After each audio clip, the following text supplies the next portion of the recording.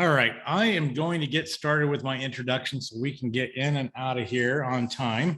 So my name is Scott Knudsen. I'm with Signature Home Inspections. We've been in business for going on 19 years. I think we just passed the 19-year mark. We're located in Santa Ana, California. Our coverage area is Orange County, North San Diego County, parts of LA, San Bernardino, Riverside. If you're needing inspections in those areas, just let us know and we'll see if we can cover that area for you. But we primarily stay in the South LA, Orange County area. That's where our main area is. We have 5 inspectors and 1 office person. So we typically can get out to your inspection within a few days if you need it. We do home inspections, commercial inspections, sewer inspections, mold testing. We can do asbestos testing, and we just got certified to do radon testing if you ever need stuff like that. So if there's a test or an inspection that you need that we don't do, we can probably find somebody that can do it for you. As far as this class goes, this class is called Safety First During Home Inspections. It had a different title, but they had requested that we change this title for this class specifically. So, but most of it's going to be safety items that we're typically seeing in the home inspection when we're there. And I'll probably go off on personal experience quite a bit when I'm discussing some of these topics. I'll try to keep myself reined in when that comes to, when that happens. But I do like to share personal experiences because we do over 120 inspections a month and increasing every day on that. So we've got the experience on what's happening. So if there's any questions, I prefer to answer those at the end. So if you do have anything, put it in chat or questions and answers. And before we get off, I will make sure that I answer those for everybody. But let's get started here. So safety first. Course objectives. In this class, you will learn about the most common safety features in modern homes, which safety features are available, how they operate, and emergency plans. Some of this stuff may bring flashbacks to when you were in high school or junior high or elementary, where you go over some of the same stuff, give you a fresh reminder. But in home safety, we're going to go over smoke alarms. Some people call them smoke detectors, but we call them smoke alarms. That's the proper name for them. CO monitors, fire extinguishers, natural gas safety, electrical safety, and have an emergency plan. All right, so smoke alarms, what types are there? So there's a few different types of smoke alarms. One, you have an ionization smoke alarm, is generally more responsive to flaming fires, which is heat. And then the next one we have is the photoelectric smoke alarm, is generally more responsive to fires that begin with a long period of smoldering called smoldering fires. And then you have the dual ionization photoelectric smoke alarms. These are the ones that are more common today. So you can see the Kitty brand here. This is typically what you're going to see out at the stores today. So these are the most common, the dual ionization photoelectric smoke alarms. So smoke alarms, why do we need them? A properly installed, maintained smoke alarm is the only thing in your home that can alert you and your family to a fire 24 hours a day, 7 days a week. Whether you're awake or asleep or working, smoke alarm is constantly on alert, scanning the air for smoke and fire. If you've got some of the newer ones like the Nest carbon monoxide or CO or smoke detector combos, they can even connect into your Wi-Fi and send you text messages. They can test themselves. I've got one of those on each floor. And so anytime they're testing, it's going to send me a notification. They typically test, I think, every month. They're programmed to test, and they just basically set off an alarm and a beep, letting me know that they've checked. If somebody, for example, I had a water heater that was being replaced, and when they were soldering the plumbing line to it, it set off one of the alarms, and it sent me a text and said the second floor smoke alarm is detecting smoke. And I knew immediately what it was because I knew he was there working, but it was pretty interesting that I was able to get that real-time text. So some of the more advanced ones I feel like are worth it for the money if you have $100 to spend on a unit, at least one on each floor. All right, so smoke alarms. According to the National Fire Protection Association, almost 2/3 of home fire deaths resulted from fires in properties without working smoke alarms. A working smoke alarm significantly increases your chances of surviving a deadly home fire. So keep that in mind. So when we're at an inspection, we typically, if we can determine that the smoke alarm is over 10 years old, we will typically recommend that those be changed out. The recommendation is every 10 years. Once they get past 10 years, their efficiency and reliability decreases significantly. So keep that in mind. So a good sign is if you get into a home and what used to be a white smoke alarm is now yellow, that's a good sign that it's probably over 10 years old. So we always recommend changing out smoke alarms every 10 years. Where to place them? This is a question that we get a lot when we're on site.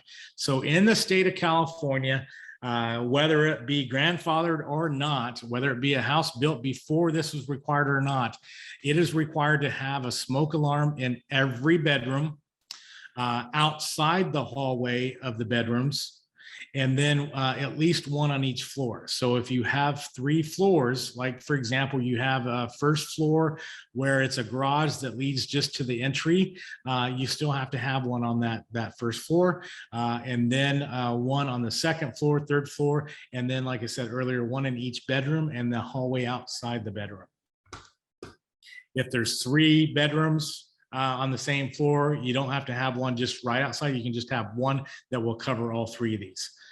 If you have a bedroom that's over here, way over here, you'd have to have one in the hallway outside that bedroom. So, you know, I think in a way it's just kind of common sense. You know, if there's one way over here and there's not one in the hallway, then you'd want to put one in there because this one's not going to cover that hallway.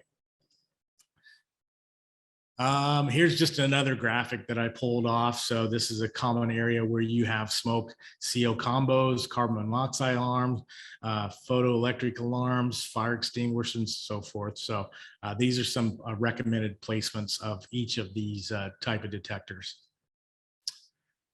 This is where you don't place a smoke alarm. I'm sure everybody has heard those smoke alarms go off in the middle of the night. It's happened to everybody. The last time it happened to me was we had recently moved into a new home and our stuff had not been unpacked yet. And at 2 in the morning, the beeping started going off. I'm one of those type of people that, you know, if one's going to go off, eventually they're all going to start going off. So in the middle of the night, I drove down to Target, bought the new batteries, went in and replaced them all. And as soon as I climbed back into bed, I heard this beep go off again. Ended up being a carbon monoxide detector that was still in storage in one of our boxes. So I'd missed it. I'd replaced all the ones that didn't need it, but that one still needed to be in there. Uses of smoke alarm to let you know when there is a fire, to let you know when you've been cooking. There's kind of a play on this. Typically, it seems like they always go off when you're cooking. So this is kind of a little bit of a joke slide here. Smoke alarms. When do you change the batteries? Typically, they recommend every time you change the clocks. Some people will say in the beginning of every New Year, so like on New Year's. But the recommendation is anytime you change the clocks, you should change the batteries in your smoke detectors. Even if they are hardwired into the house, they still have batteries. So you'd still want to change out the batteries because if you lose power to the house, you still want to have the backup batteries controlling the smoke detectors. When do you change the smoke alarm? So again, we talked about this earlier. Manufacturers suggest every 10 years. Today, all the smoke detectors or smoke alarms that are out there typically will have 10-year batteries. So batteries that will last for 10 years. New alarms or new laws, sorry, effective January 1st. That's when these laws went into place, January 1st, 2004. Senate Bill number 745, Chapter 183. If you want to get into it and discuss, read through that, you're welcome to go to that. Smoke alarms that have a 10-year lifespan, power source, or a non-removable, non-replaceable battery that lasts for 10 years. So the new ones that are out there now that they're selling will have that 10-year lifespan battery, and then it has to be connected to a power source. So most of the homes that are being built today will have that, will be hardwired, as well as have that non-removable, non-replaceable battery. Here's some more information. So this information was taken from National Fire Protection Agency and the U.S. Fire Administration. Carbon monoxide monitors. This is a question that we always get. So on these, you're supposed to have one on each floor. We get the question a lot. Sometimes they have not been installed, and there's a big scramble by real estate agents and appraisers and homeowners and buyers, and everybody's trying to get it in there before the appraiser gets there, because if the appraiser shows up and there's not one there, he will mark it as he's got to come back, and he will charge to come back. So if you've got extra ones laying around, you want to make sure you've got one on each floor. And a lot of times people will say, well, where do you install them? So the question to that is depending on the type that you bought, you want to read the directions, because each one of them is going to be different. So it depends on the manufacturer's recommendations. So some of them recommend 5 feet up and off the wall. Some of them are on the ceiling. Some of them are on plugins down by the outlets. So you really want to know what the installation is read the directions, and it'll tell you where to install it. This is my second class today, so bear with me as my mouth has been dry. CEO monitors. What is CEO? So the US CPSC, Consumer Protection Product Safety Commission, carbon monoxide is a deadly, colorless, odorless, poisonous gas. It is produced by the incomplete burning of various fuels, including coal, wood, charcoal, oil, kerosene, propane, and natural gas. Products and equipment powered by internal combustible engines, such as portable generators, cars, lawnmowers, and power washers, also produce CO. So how do they work? They make sure to read specific manufacturer's recommendations, like I was saying earlier. That'll determine how you put those on. So some of these numbers here are probably going to go right over your head. It's not necessary that you retain all this information, but it gives you an idea of how concentration and time of exposure becomes critical when these are when you have CO in your house. So if you have a 9 ppm, that is the EPA residential standard. So the carbon monoxide should not be higher than 9 ppm in 8 hours. If it's at 35 ppm, EPA residential standard, not to exceed 35 ppm in 1 hour. So if you're getting that in 1 hour, that is not good. OSHA workplace standard is 50 ppm. So they don't want that to exceed 50 ppm in an 8-hour period. If your house has 200 ppm, you're going to start feeling slight headaches, fatigue, dizziness, and nausea only after 2 to 3 hours. So, these are the determinations that they have, the thresholds that they have to where it can become cause death or hospitalization. So 400 ppm, you start getting frontal headaches within 1 to 2 hours, life-threatening after 3 hours. If it gets up to 800 ppm, you have dizziness, nausea, convulsions within 45 minutes, unconsciousness within 2 hours, and death within 2 to 3 hours. And then if you have a home that has 1600 ppm, headache, dizziness, nausea within 20 minutes, death within an hour. So, we typically always see something on the news to where as soon as we start using our heaters, there's been a CO leak. And before you know it, there's a family that just barely escaped with their lives. They were pulled out of the house by the neighbors, or somebody that was visiting, and there was a determination that there was a CO issue in the house. So it's very critical that very important that we have CO monitors on each level of each floor. What does CO do to the home or the human body? So basically, you have a red blood cell, and you have the oxygen, which is vital to life, carbon monoxide, deadly fumes. It just attacks that red blood cell and causes sickness. Why do we need them? Because you have so many home items or appliances in your home that are sources of carbon monoxide in the home. You have fireplaces that can leak carbon CO. You have water heaters. Up that picture of the water heater, you have the venting that is improper. You have portable heaters, clothes dryers, range hoods, indoor grills, attached garages, furnaces, chimneys. So anything that's combustible is potential CO. Where to put them? Again, like I was saying earlier, typically it's recommended one on each floor. You don't have to have one in each bedroom like smoke alarms, but the CO monitors, you should have one on each floor. So over here, you have the carbon monoxide alarm. You can see the blue, so they've got one on each floor. Some of them down here have the smoke CO combo, so that covers this bottom floor. And then on the top floor, this bedroom one would cover the top floor. So, and then you've got some in each bedroom. If you really wanted to get technical with them, you could stick one next to a furnace if you wanted to. You could stick one in a room that you're concerned about. You could stick one in the garage, for example. That way you have coverage in a lot of different areas. If CO poisoning is suspected, open windows and doors for the fresh air, leave the house and call 911. So if you're ever in a house where you suspect that you've got CO poisoning going on, you want to open those doors, windows, and get out of the house. Fire extinguishers. This is something that's joyous for us all. So we've got different fire extinguishers that you should have in your house. Now, I don't know of any recommendations that you have to have one, but it would be a good idea to have one on each floor. They're relatively inexpensive. I think the last ones I bought were at Costco. I think they were $10 a piece, and I got 3 of them, one for each floor. So this is the typical outline of what a fire extinguisher is. So at the top, you have the safety pin, you have the nozzle, you have the pressure gauge, you have the level and the handles.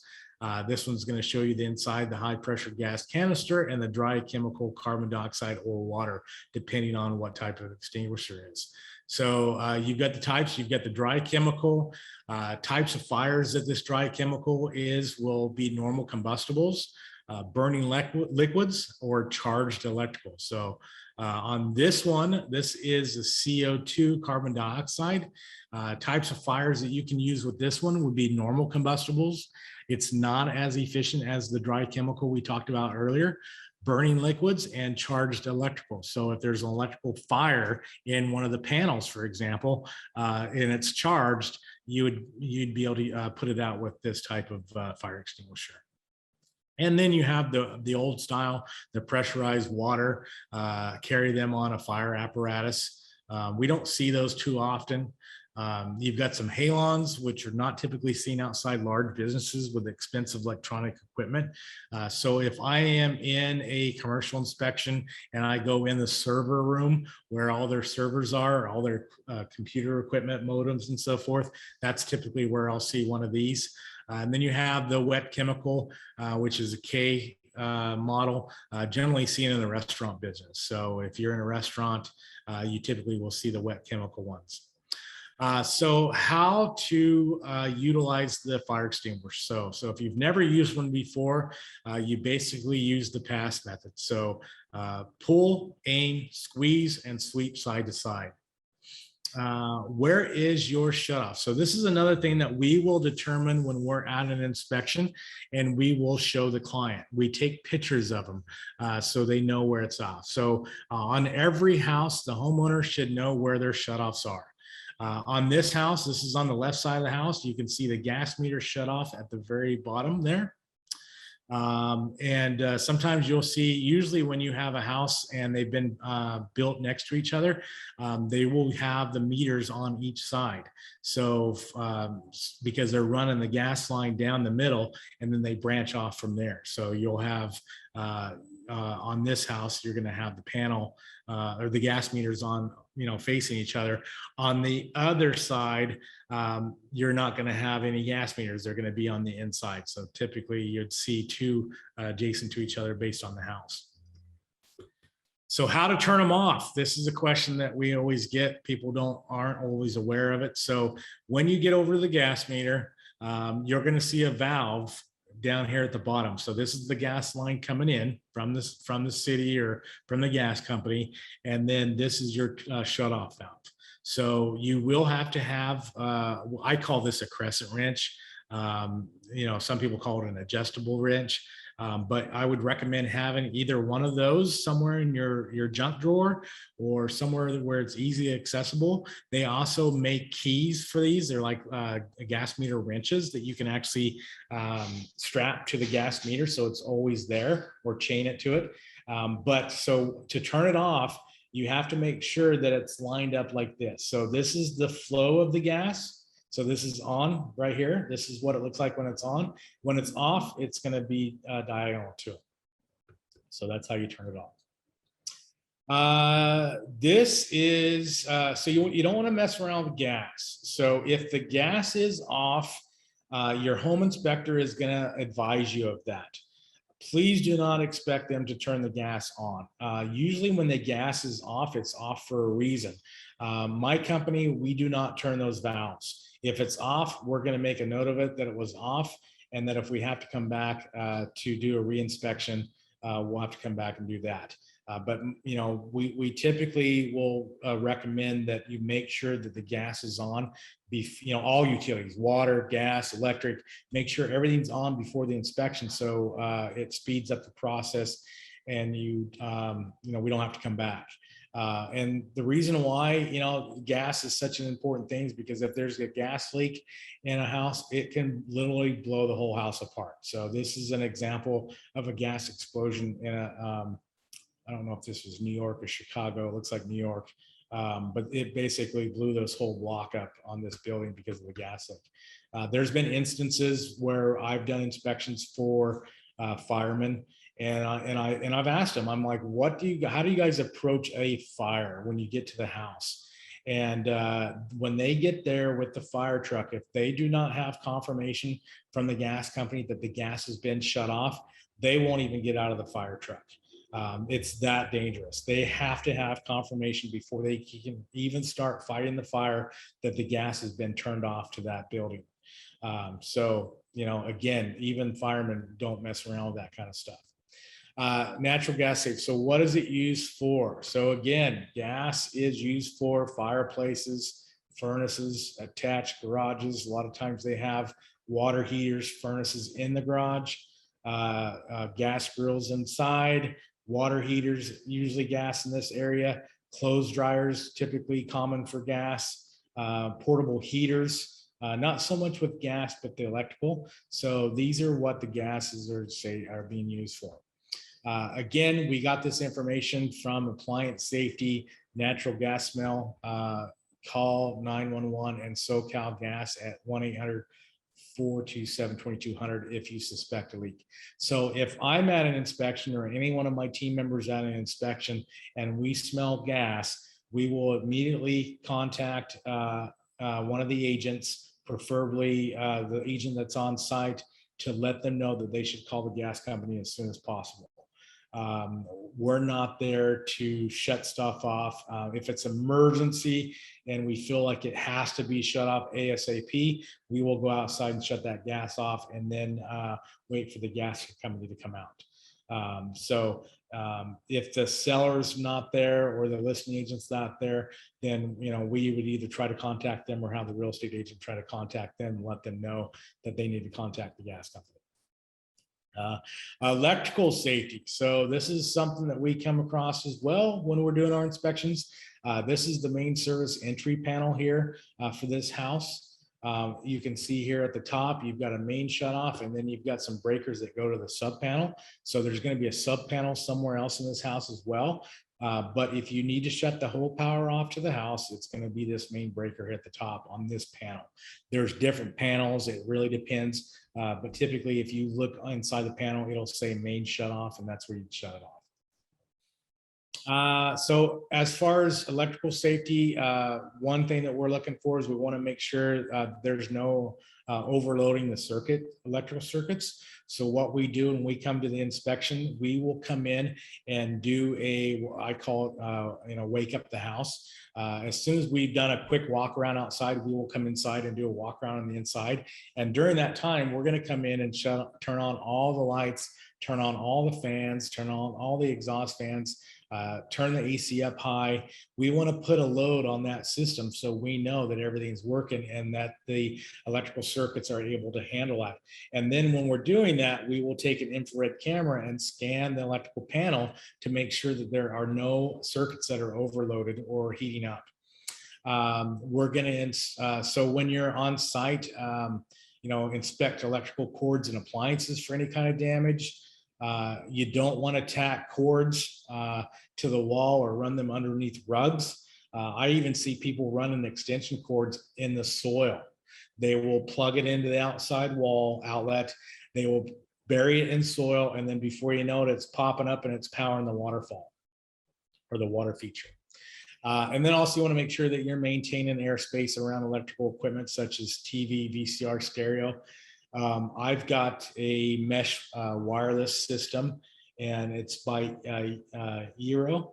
And I had one that was up in my bedroom that for some reason got really hot.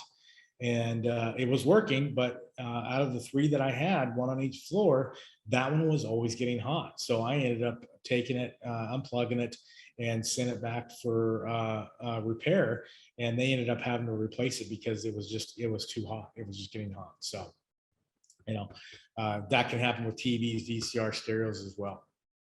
Electrical safety. So instead of running a bunch of extension cords and adding a bunch of additional plugins that have additional slots for your cords, you'd want to install additional outlets if needed by a qualified electrician to avoid using cube traps and extension cords. So for example, in my garage, I only have 2 outlets in there. I wish I had more.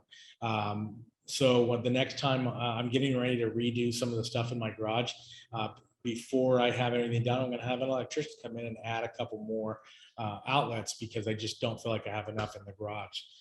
If they do that, make sure that they are doing, they're placing the wiring in conduit. Anything that's in the garage, it can't be exposed Romex. It's got to be in conduit. So I'll be making sure that he does that. If you must use extension cords, use only the kind that have the built-in circuit breaker. So you've probably seen those type of cords. They're on blow dryers now, for example. And that's something that you'd want to make sure is on that extension cord.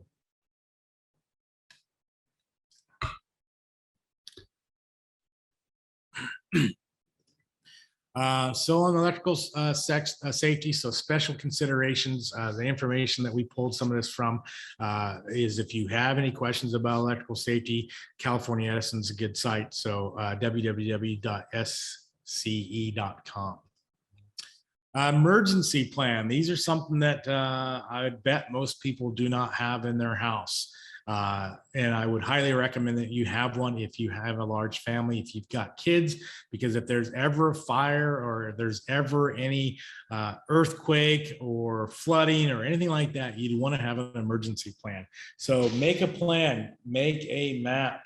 That way, everybody that's in the house knows which way to go, where to go, and then a meeting place outside as well. All the schools do this when you're in school, so you know if there's ever a fire alarm that goes off, if there's ever a fire, that you know where the path is to get out and go from there. Exit routes. No 2 exit routes from all rooms. If you have a second story in your house, you probably want to invest in a second story ladder. That way, for example, in this instance, the only way to get out of this burning, this fire, because all the other exit points are blocked by the fire, you'd want to be able to get out through the window on the second floor. So I'd recommend investing in a second story ladder, so you're not either stuck in there with the fire or have to jump out a second story window. That wouldn't be fun. Make sure every window bars have safety releases. We see this quite a bit where we'll be out doing an inspection. The house has safety bars on it and they are bolted to the window. There's no release on it. So if we see that, we will call that out. Every window, any window that has window bars on them, have to have a safety release. They cannot just be bolted on there. And then as far as emergency plan, practice, practice, practice. Make sure everybody in the house has, they know where to go. They know to get out. So also, if you want to do have some more phone numbers, again, these are pretty common. 911 for emergency. Non-emergency, you want to find out your city's own non-emergency number. Anymore, you can find that on your mobile phone. You just type in a search for non-emergency phone number for your city and you'll be able to find it. Also, Southern California Edison has some information on their page as well. So this is a pretty quick class, not as long as some of the other ones. If you have any questions, feel free to reach out to me. My name is Scott Knutson. Our phone number is 888-860-2688. And our website is signaturemore.com. If you want to email me or you want a copy of this presentation, you can contact me at scott@signaturemore.com. Let me go through here and see if there's any questions here. The recording will be sent out and available on our website tomorrow, so everything will be on there. Will you please email a link? So yeah, so they're going to send that out. I'm not recording that. I'm using OCR's Zoom account, but should be pretty straightforward. It's like I said before, it's a little bit of a refresher from what you learned in school, but it is good to practice this as needed. When we've got time, especially if you've got smaller children, so they know where to go in the case of emergency and how to shut things off and so forth. So appreciate you guys giving me this half hour, 45 minutes to talk to you. And again, if you have any questions, let me know. If you need to hire us for an inspection or you want a sample report or you need any information about our company, feel free to reach out to us. We've got a contact page on their website, or again, my email is scott@signaturemore.com. Thank you. Have a good weekend. Thanks, everybody.